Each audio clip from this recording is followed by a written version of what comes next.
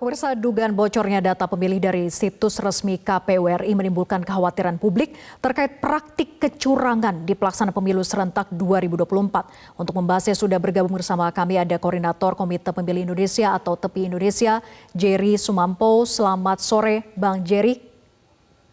Selamat sore, Mbak Vera. Oke, Bang Jerry, data DPT KPU di hari pertama kampanye bocor, apakah ini bukti pertahanan dan keamanan digital di KPU sangat lemah? Iya, saya kira kalau bocor ya sudah pasti keamanan digitalnya itu lemah ya. Kalau nggak lemah kan dia nggak mungkin diretas dan nggak mungkin bocor ya. Tapi ini sebetulnya agak ironi ya karena KPU itu kan selalu berusaha menutup data atau mengamankan data ya. Kepada masyarakat aja susah aksesnya kan dengan data-data yang ada di KPU. Termasuk data pemilih yang lalu ini kan bahkan kepada penyelenggara pemilu seperti Bawaslu juga nggak dikasih gitu ya. Nah tetapi tiba-tiba sekarang diretas dan dibobol ya.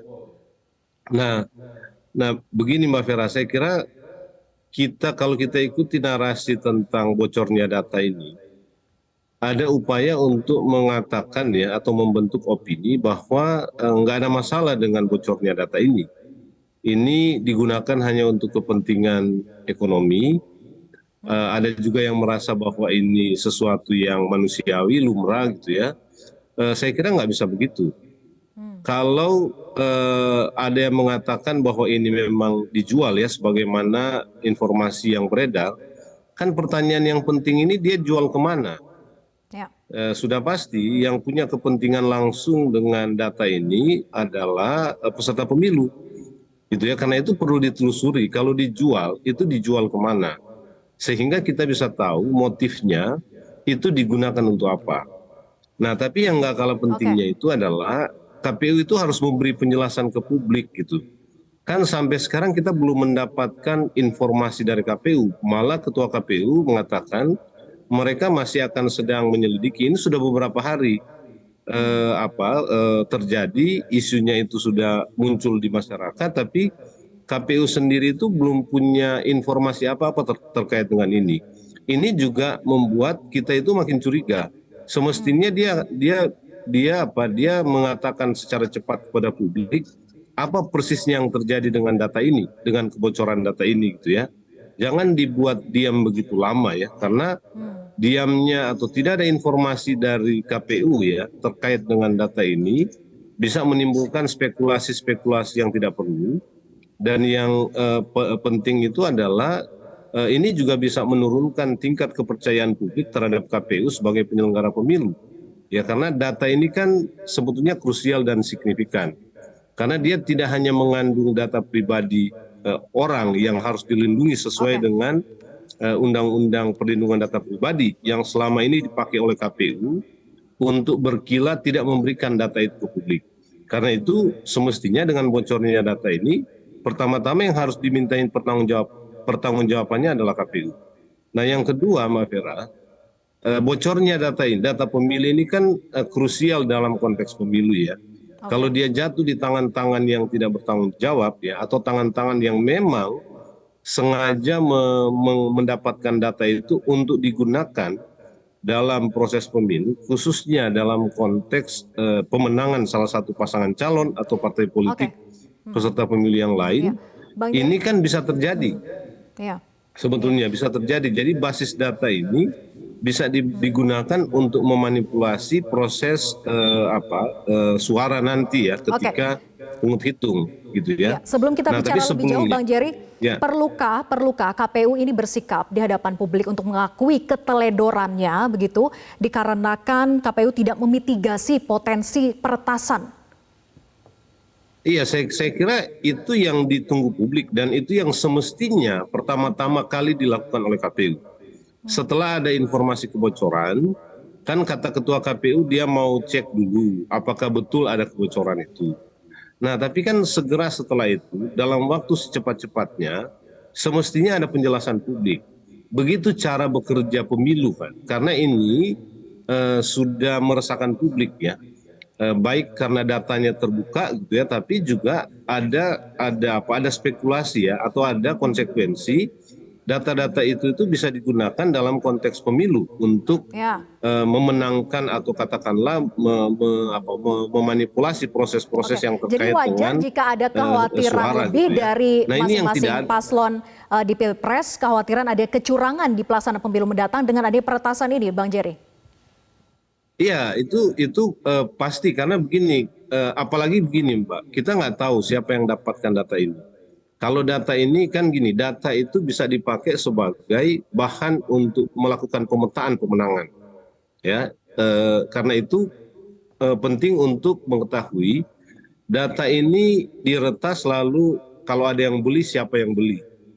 Ya, kalau itu semata-mata motif ekonomi, saya kira kita nggak percaya, gitu ya. Oke. Jadi dia Jadi bisa tidak setuju ya Bang Jerry dijadikan dengan pernyataan alat dari ya atau basis Menkominfo ya ya? untuk melakukan pemetaan pemenangan.